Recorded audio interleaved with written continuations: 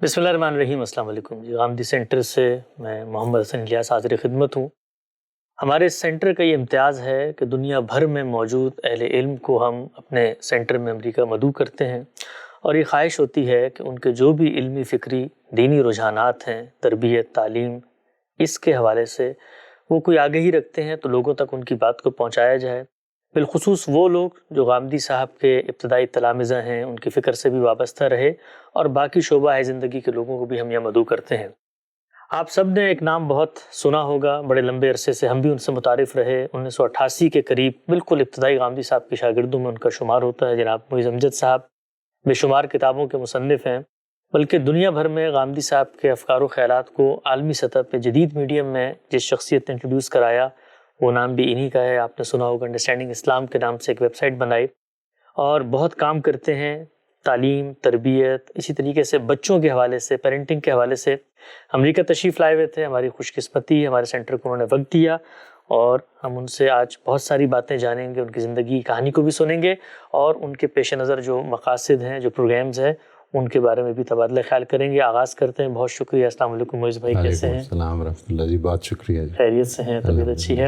Welcome to امریکہ۔ معیز بھائی بتائیے گا سب سے پہلے کہ زندگی کی کہانی کیا ہے، کیسے ہوا اس سفر کا آغاز، کب متعارف ہوئے آپ یہ غامدی صاحب کے اسکول آف تھاٹ سے، اور جو کچھ آپ نے اس وقت ترجیحات قائم کی ہیں اس تک پہنچنے میں کیا کیا مراحل طے ہوئے؟ یہ بڑا انٹرسٹنگ سوال بھی ہے جی۔ ابھی ہم اس پہ جب گفتگو کر رہے تھے، آپ کو یاد ہوگا میں نے گزارش کی تھی کہ یہ جو انسان کی ایوولوشن میں کچھ ایسے سٹل مقامات ہوتے ہیں جو خود اس کے نوٹس میں بھی نہیں آ رہے ہوتے، اور یہی میری زندگی میں بھی ہوا ہے۔ میں جب میں نے 1984 سے 86 کے سیشن میں ایڈمیشن لیا MBA پنجاب یونیورسٹی میں، تو I was privileged to be a student of doctor Khalid Zaheer. اس وقت یہ ڈاکٹر خالد ظہیر نہیں ہوتے تھے، اس وقت صرف یہ خالد ظہیر ہوتے تھے۔ تو یہ اتنی عمر میں بڑے ہیں کہ اس وقت بھی ٹیچر تھے آپ کے؟ بالکل ہے جی۔ اور یہ ان سے تعارف ہوا، ان کی شخصیت میں جو ایک اٹریکٹیونیس ہے، وہ ایک بڑے ہی پازیٹیو اور بڑے شاندار انسان ہیں۔ تو ان کے سبجیکٹ سے زیادہ ان کے ساتھ دلچسپی رہی مجھے ہمیشہ، بلکہ ان کو میں یہ مزاح میں کہتا بھی ہوتا ہوں کہ جو سبجیکٹ آپ نے پڑھایا وہ کبھی سمجھ میں نہیں آیا، لیکن سب سے زیادہ محبت آپ سے تھی اس زمانے میں۔ تو یہ ٹائم گزرا، اور پھر اس کے بعد آفٹر میں MBA میں بڑا کریئر اورینٹیڈ رہا اپنی زندگی میں شروع سے، کہ ٹھیک آدمی کو کریئر بنانے کی کوشش کرنی ہے، اور اسی سلسلے میں academically I was very strong which I am not proud of. اور آہستہ آہستہ پھر MBA کے بعد آئی گاٹ انٹو پاکستان کے ایک بڑے بینک میں مجھے ملازمت مل گئی۔ اچھا۔ اور یہ خالد ظہیر صاحب کی محبت کے باوجود بھی ملازمت کی، جس پر آج جب میں غور کرتا ہوں تو شرمندگی کا بھی احساس ہوتا ہے، لیکن اللہ تعالیٰ کے عجیب قوانین ہے جی۔ وہ انسان کو کن راستوں سے اس کی ڈیولپمنٹ کر رہا ہوتا ہے، اس کے اندر جو آج اللہ تعالیٰ ہی کی کتاب سے جو شعور ملا، اس میں آدمی یہ سوچتا ہے کہ یہ بھی سارے راستے طے کرنے تھے۔ تو وہاں پر ایک صاحب سے میری ملاقات ہوئی جو میرے ڈائریکٹر تھے، اور ویری ویل اسپوکن پرسن، اور انہوں نے اس پر بار بار، and he called himself an agnostic, وہ اپنے آپ کو ملحد تو نہیں کہتے تھے، تشکیک میں مبتلا تھے، کہ اللہ تعالیٰ کے وجود کے بارے میں شک میں مبتلا تھے۔ تو میرے سے اس طرح کے سوالات کرتے رہتے تھے کہ اسلام یہ کیوں کہتا ہے، یا اسلام، اور میں ان کا جواب یہ دیا کرتا تھا کہ یہ میں اس کا اسکالر نہیں ہوں، سو آئی ہیو نو آئیڈیا، لیکن مسلمان ہوں بس۔ تو انہوں نے ایک دن مجھے ایک جملہ بولا اور یہ کہا کہ میرا خیال ہے کہ اتنا حوصلہ پیدا کرنا چاہیے انسان کو اپنے اندر کہ یا تو اپنے مذہب کو جانے اور یا اس کو چھوڑ دے۔ جب یہ انہوں نے کہا تو میری ایک طرح کی دکھتی رگ پر، جس طرح آپ کہتے ہیں، ہاتھ رکھ دیا، اور میں نے یہ فیصلہ کیا کہ میں نے یہ جاب چھوڑ کر اپنے مذہب کو جاننا ہے۔ اچھا۔ اور میں اسلام آباد سے بغیر کسی اپنے پیرنٹس کو نوٹس دیے آ گیا واپس۔ اس وقت میری شادی ہو چکی ہوئی تھی، بیٹی تھی ایک، اور میں نے کہا کہ میں تو اب اسلام پڑھوں گا، اور یہ پتہ نہیں تھا کہ کیا کروں گا، معاش کے لیے کیا ہوگا۔ دلچسپ۔ اور اس سٹیپ کے بعد اللہ تعالیٰ نے زندگی کے ہر مرحلے میں معاش کبھی ایشو بننے نہیں دیا، کبھی بھی زندگی میں، اور I have always been able to do what I wanted to do.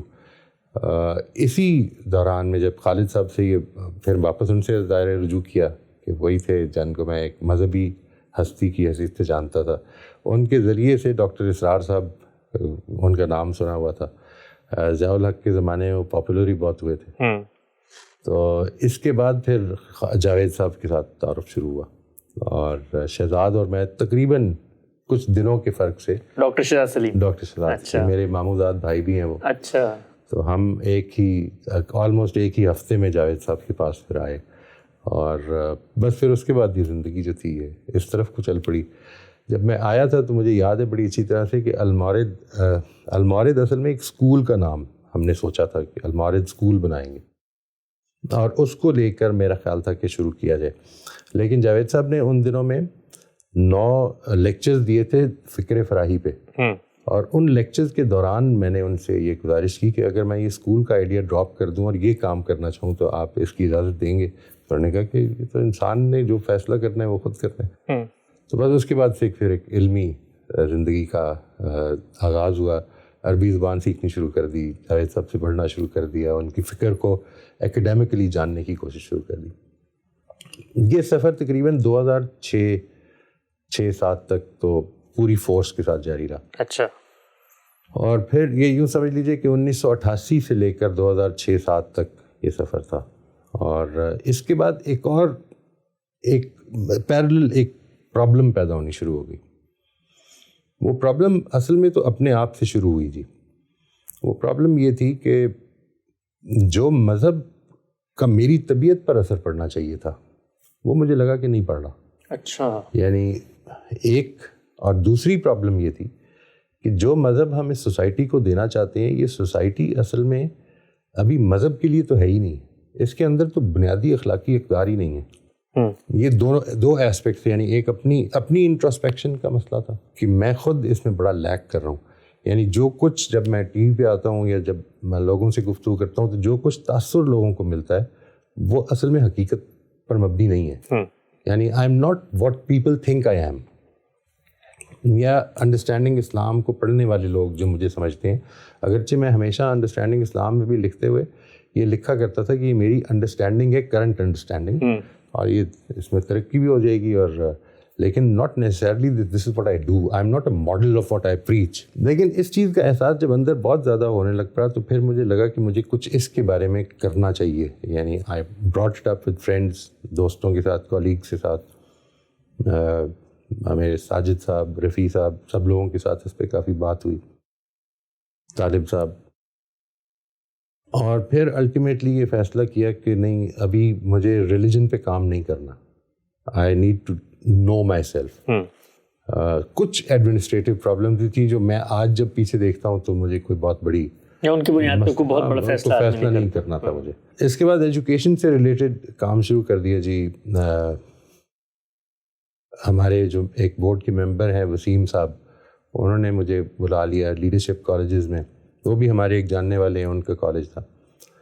اور ایجوکیشن کے اندر رہتے ہوئے اب یہ میرا مسئلہ بننا شروع ہو گیا کہ کردار کی تعمیر کیسے ہونی چاہیے. اور اس مسئلے کو لے کر پھر اب باقی زندگی اس کے اوپر گزار رہا ہوں جی. 2 فیلڈز کو میں نے خاص طور پہ ٹارگٹ کیا اس میں. ایک یہ کہ اپنی کریکشن کیسے کی جائے, وہ کیا پٹ فالز ہیں جس میں آدمی مبتلا ہوتا ہے, اور دوسرا یہ کہ ایجوکیشن, ایڈلٹ ایجوکیشن یا چائلڈ ایجوکیشن اصل میں کہتے کس کو ہیں. یہ 2 ایشوز کو میں نے اپنا سینٹر آف فوکس بنایا. ٹھیک. اور اسی پر اب کام کر رہا ہوں. بہت خوب, بڑی دلچسپ ہے یہ. یعنی کہ اتنا لمبا سفر کا مویشی آپ کا 30 سال کا ایک پیریڈ بنتا ہے جس میں آپ ایک فکر سے, دینی لحاظ سے یہ انسپریشن پیدا ہوئی کہ میں اپنے دین کو جانوں. اور اس میں جو سب سے کمال کی چیز ہے وہ یہ کہ عام طور پہ یہ ہوتا ہے زندگی میں کہ جب آپ کسی چیز کو ایز اے پروفیشن اپنا لیتے ہیں, اور بالخصوص جس عمر میں آپ نے فیصلہ کیا, اور پھر اس کے بعد ظاہری بات ہے بڑی محنت کی ہوگی, عربی زبان سیکھنا, اور ایک جس کو آپ کہتے ہیں پورا کا پورا مذہبی اورا آپ کریٹ کرتے ہیں, اس کے بعد ایک دم سے آدمی رک جائے, جو اس کا نیا پیشہ ہو یا جو نیا اس کا منصب ہوتا ہے اس سے ہٹ کے پھر سے ایک نیا کام کرنا, یہ فیصلہ بڑا مشکل ہوتا ہے. میں چاہتا ہوں ذرا اس کے جو انسانی نفسیات کے کچھ دقیق پہلو ہیں اس کو میں ذرا الگ سے جانوں, لیکن پیچھے ہی چلتے ہیں واپس.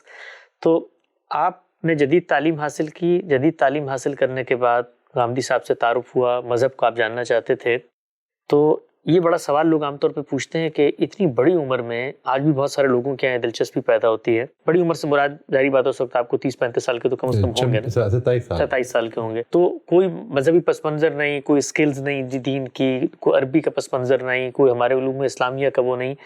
تو پھر کیسے آپ نے یہ اپنا دینی, جس کو آپ کہتے ہیں فنون پہ مہارت اور دینی سورسز تک رسائی کا جو علم ہے, یہ کیسے ڈیولپ کیا, کس نے کیا یہ؟ دو تین چیزیں ہیں جی بڑی انٹرسٹنگ ہیں اس لحاظ سے. یعنی ایک تو یہ کہ جب جاوید صاحب کے کو جوائن کیا میں نے, اور اب ابھی ظاہر ہے کہ وہ دارالاشراق کہلاتا تھا وہ ادارہ, وہ المعرض ابھی نہیں بنا ہوتا. تو دارالاشراق میں اشراق واز دا سینٹر جی, اور اشراق میں لکھنے کو میں نے اپنا ٹارگیٹ بنایا, اور مجھے اردو سے کبھی دلچسپی نہیں رہی.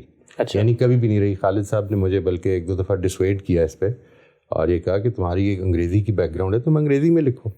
میں نے کہا نہیں, یہاں پر اصل میں مجھے اردو سیکھنی ہے اب.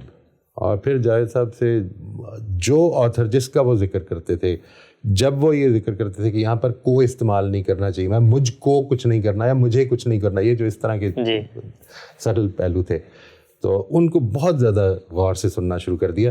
میں اس چیز کا قائل ہوں جی, ایون آج بھی اگر مجھے کوئی نئی فیلڈ سیکھنی پڑے اس چیز کا قائل بھی ہوں, اور اس کو میں اب تو ایک ایز اے سائنٹیفک ریالٹی بھی اس کو سمجھتا ہوں کہ انسان کے اندر جو نیورو پلاسٹیسٹی ہے, انسان کا دماغ جس طرح سے ریفارم اور فارم ہو رہا ہے کنٹینیوسلی بائی پریکٹس, جس طرح سے اس کے اندر نئے کنیکشنز بن رہے ہیں, اس میں کسی وقت بھی کسی بھی چیز کو, اور میری ساری موومنٹ جو کیریکٹر ڈیولپمنٹ کی ہے وہ اس میں اکثر لوگ مڈل ایجڈ ہیں, اور وہ یہ کہتے ہیں کہ ہم کیا اس ایج میں یہ عادت چینج کر سکتے ہیں. تو میرا ہمیشہ جواب یہ ہوتا ہے کہ ہم کچھ بھی کر سکتے ہیں. اللہ تعالیٰ نے جب تک یہ سانسیں آ رہی ہیں, کانشیس زندگی ہے, انلیس سے کوئی ڈیمینشیا کا ہم شکار ہو جائیں اور اللہ تعالیٰ ہمارے ذریعے سے دوسروں کی آزمائش کرے, اس وقت تک ہمیں یہ ایبلٹی دی گئی ہے کہ ہم اپنے اندر جو چاہیں ہم سیکھ سکتے ہیں, اور جس چیز کو چاہیں ہم ختم کر سکتے ہیں. دلچسپ, بہت بہت خوب. اچھا یہ بتائیے گا اپنا موز بھائی کہ یہ بات تو ٹھیک ہے کہ آدمی میں اگر کریج ہے, ہمت ہے, حوصلہ ہے تو وہ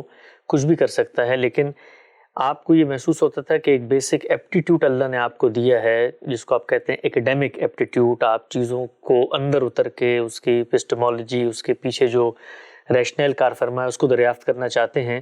تو بیسیکلی اللہ تعالیٰ نے آپ کو پیدا ہی ایسے کیا تھا ان صلاحیتوں کے ساتھ کہ آپ ایک انٹیلیجنس کے ساتھ کرٹیکلی انالائز کریں. تو پہلے وہ کام آپ نے ایک دوسری فیلڈ میں کیا, اور پھر آپ کی توجہ مذہب کی طرف بن گئی. یہ کہہ سکتے ہیں جی, بالکل کہہ سکتے ہیں. I think that is right. ٹھیک, آگے بڑھتے ہیں. اچھا یہ بتائیے گا کہ یہ بڑا ایک میرے لیے دلچسپ نقطہ تھا جس وقت میں نے المعرض کی تحریک کی پس منظر کو دیکھا. عام طور پہ یہ جو بڑی بڑی عمارتیں بن جاتی ہیں, سینٹر بن جاتے ہیں, ان کے ماتھوں پہ چمکنے والے کلش تو ہر آپ کو خیرہ کرتے ہیں, لیکن ان کی بنیادوں میں جو لوگ ہوتے ہیں جنہوں نے اس میسج کو اس وقت دنیا تک پہنچانے کی جدوجہد کی ہوتی ہے جس وقت وہ موومنٹ خود اس وقت جس کو آپ کہتے ہیں پیدا ہو رہی ہوتی ہے, سروائیول موڈ میں ہوتی ہے. تو آپ آئے, غامدی صاحب کے پاس آئے. غامدی صاحب نے جب آپ کو ظاہری بات ہے دینی تعلیم دینے کا آغاز کیا ہوگا تو سوسائٹی میں اور بھی پریویلنٹ تھاٹس اور تعبیرات ہوں گی. کیا ترجیح کا باعث بنا, وہ بنیادی نقطہ کیا تھا جو ایک جدید پڑھے لکھے پس منظر کے آدمی کو, جس کا ایک لینگویج کا پس منظر ہے, جس کا ایک ورلڈ ویو ہے, جو چیزوں کو جانتا ہے, وہ کیوں نہیں گیا کسی روایتی دیوبندی مدرسے میں, وہ کیوں نہیں گیا مثال کے طور پہ صحت میں ڈاکٹر اسرار بیٹھے ہوئے ہیں, مولانا مودودی کے افکار ہیں, بڑے علماء ہیں, کس چیز نے کلک کیا آپ کو ان کی فکر کی طرف؟ میرا خیال ہے جی جو سب سے امپورٹنٹ چیز سمجھ میں آئی اس وقت, اور which really created a lot of conviction in me, وہ نظم قرآن تھا جی. یعنی قرآن مجید کو میں, ظاہر ہے کہ ہم مسلمان گھرانے میں پیدا ہونے کی طرح پڑھتے تو ہیں ہی, لیکن میری دلچسپی ہمیشہ قرآن مجید کو سمجھنے کے حوالے سے تھی, اور میں اس کے بعد لوگوں کو کہا کرتا تھا کہ ہمیں کتاب سمجھنی چاہیے, اس پر ہمیں گروپس بنانے چاہیے سمجھنے کے لیے. اور لیکن اندر سے ایک چیز کی بڑی پرابلم رہی مجھے کہ جب میں اگر قرآن مجید کو پڑھنے کے لیے بیٹھتا ہوں تو زیادہ دیر پڑھ نہیں پاتا ہوں. یعنی مجھے ایسا لگتا ہے کہ کچھ باتیں ہیں جو کی جا رہی ہیں, ایک کے بعد دوسری کو شروع ہو جاتی ہے, انکنیکٹڈ ڈسکنیکٹڈ سی باتیں. جب یہ چیز جو تھی اس کی طرف توجہ ہوئی, جب سمجھ میں آئی اصلاحی صاحب کا تدبر قرآن, مجھے کسی نے جب ریکمینڈ کیا, اپنے ڈاکٹر خالد صاحب نے, تو اس کے نتیجے میں اب میرے پاس صرف ایک ہی راستہ تھا کہ میں ان کے کسی شاگرد کے پاس جاؤں. اور یہ میرا خیال ہے کہ اٹ واز فارچونیٹ کہ جاوید صاحب سے متعارف ہو گیا, اور خالد صاحب ان کو جانتے تھے. ادروائز شاید یہ مشکل ہو جاتا. یعنی اس میں دو ایسپیکٹس آپ کہہ سکتے ہیں. ایک تو چانس کا ایسپیکٹ تھا. وہ چانس کا ایسپیکٹ یہ تھا کہ خالد صاحب میرے استاد تھے اور ان کا ایک انفلوئنس تھا میرے اوپر محبت کی وجہ سے. اور دوسرا ایسپیکٹ یہ تھا کہ جو ذہن میں سوال تھا وہ قرآن سے ریلیٹڈ تھا. اور آج جب میں اس کو پیچھے مڑ کے دیکھتا ہوں تو جس طرح میں نے گزارش کی آپ سے پہلے کہ آج میرا نقطہ نظر یہ کہ اللہ تعالیٰ ہمارا ہاتھ پکڑ کے کئی دفعہ ہماری پلاننگز کو توڑ کر اس جگہ پہنچاتا ہے کہ جدھر ہمیں پہنچنا چاہیے. بہت خوب، بہت خوب. اچھا، بہت سارے سوالات ہیں جی. معظم امجد صاحب نے بے تحاشا کتابیں بھی لکھی ہیں. اس کے بعد جس طرح انہوں نے بتایا کہ ان کے پوری لائف کی اورینٹیشن میں ایک میجر شفٹ آیا. اس کی وجوہات کیا تھیں؟ دینی مذہبی ایک موومنٹ کے ساتھ ہی وابستہ رہے. ان موومنٹس کے اندر کیا ڈائلماز پیدا ہو جاتے ہیں، اس پہ ان کا ورلڈ ویو کیا ہے، اور اس کے ساتھ ساتھ ایجوکیشن کا یہ کام کر رہے ہیں. ایجوکیشن ان کی نظر میں کیا ہے؟ بہت سارے سوالات ہیں، سب کچھ پوچھیں گے. اگلی نشست میں وقت یہاں پہ ختم ہو، تب تک آپ کا بہت شکریہ. Thank you G.